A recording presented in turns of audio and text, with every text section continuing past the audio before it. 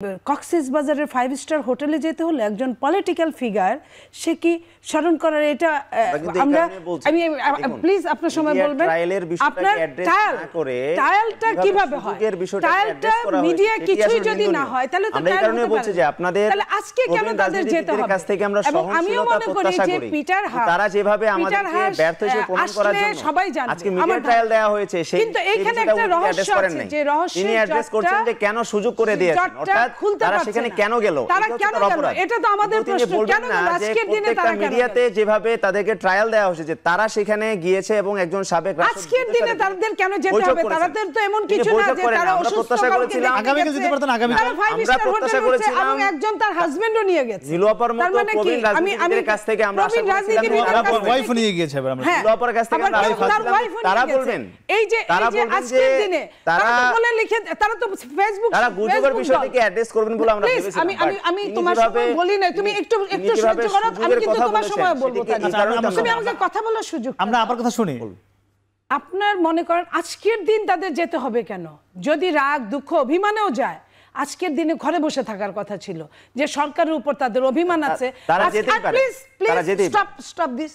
যদি media trial হয় মিডিয়াকে সুযোগটা কেন তারা দিল 5 স্টার হোটেলের খরচটা একটা ছাত্রের কাছ থেকে কি সম্ভব আপনি বলেন আমি যে এত বয়স হয়েছে আমার ঢাকা শহরে আমি থাকি তাও নিজের বাড়িতে আমি তো যাওয়ার মতো সাহস করতে পারি না কখনো যান নাই 5 স্টার হোটেলে ওঠেন নাই উঠি নাই তা না 7 স্টার 5 স্টার উঠেছি উঠি নাই তা না সরকারি আপনার যাত্রা বলেন বেসরকারি বলেন ছাড়াও ওরকম 10 বার চিন্তা করে উঠতে হয় 10 বার 20 বার চিন্তা করে উঠতে হয় তাই এই যে কালকের ছেলেগুলা যারা তাদের কোনো ইনকাম সোর্স অফ ইনকাম নাই তারা 5 স্টার হোটেল একমাত্র যারা ছাড়া ওইখানে আর কারোর তো আচ্ছা আমরা হাসনাত আমরা দেখি যে লেখাপড়া করায় এখন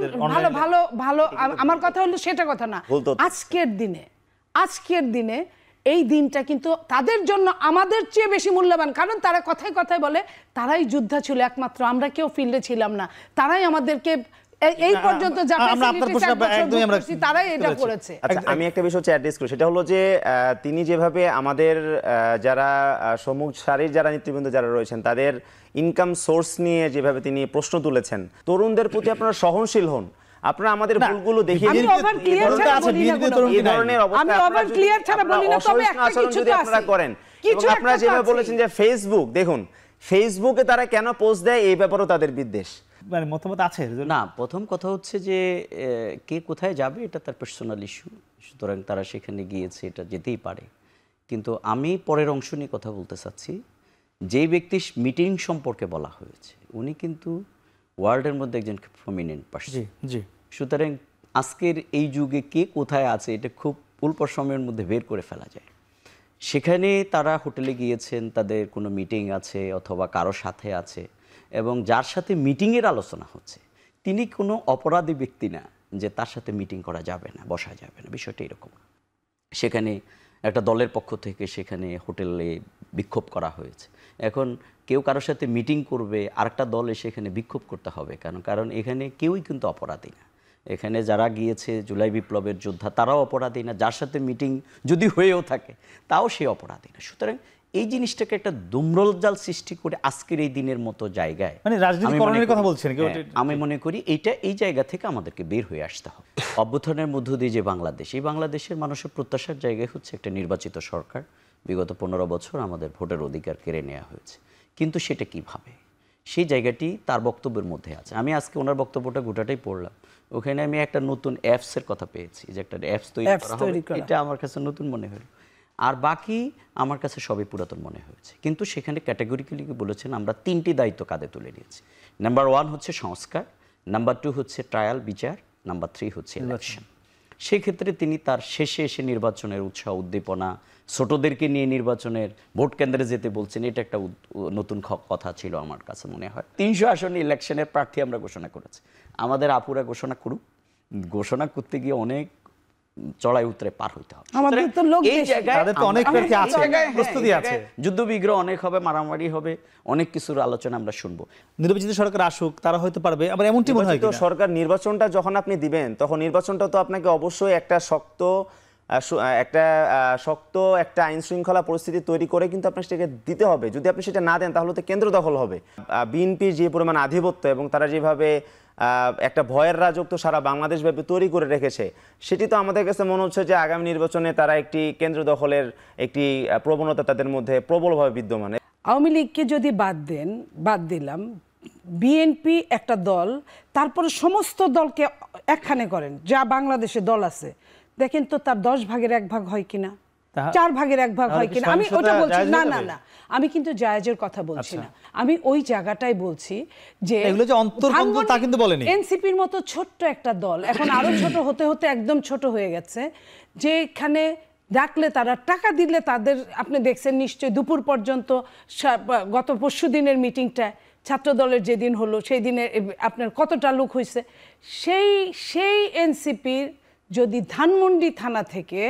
যদি ছুটায় আনতে হয় তাদের সন্ত্রাসীদেরকে, ডাকাতদেরকে, তাহলে আপনি বলেন ওই জায়গায় যদি এনসিপি যদি বিএনপির থাকতো, আমার কথা না, এটা তো পত্রিকা টেলিভিশনগুলো যা দেখাইছে আমি সেটা বলছি। তুমি তাদেরকে বললো আমার সময় কথা বললো না, আমি তোমার সময় কিন্তু চুপ ছিলাম,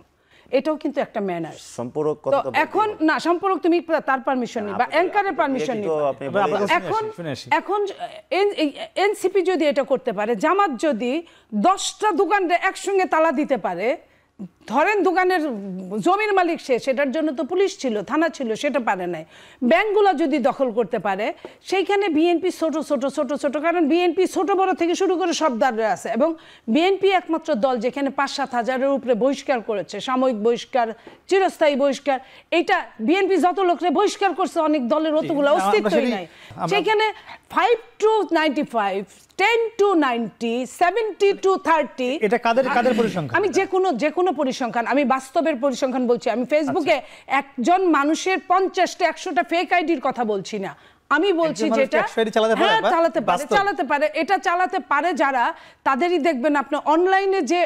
ইটা, আপনি যদি হিসাব করেন যে শহীদ মিনারের মিটিং আর আপনি যদি আপনি যদি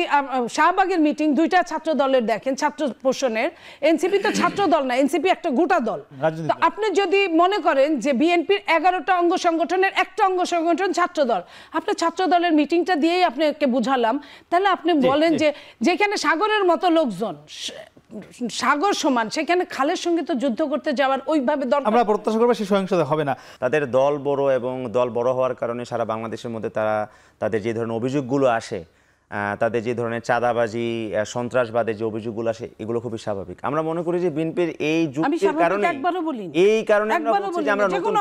আমরা এই কারণেই আমরা চাচ্ছি যে তারা সবসময় বলছে তাদের দল অনেক বড়,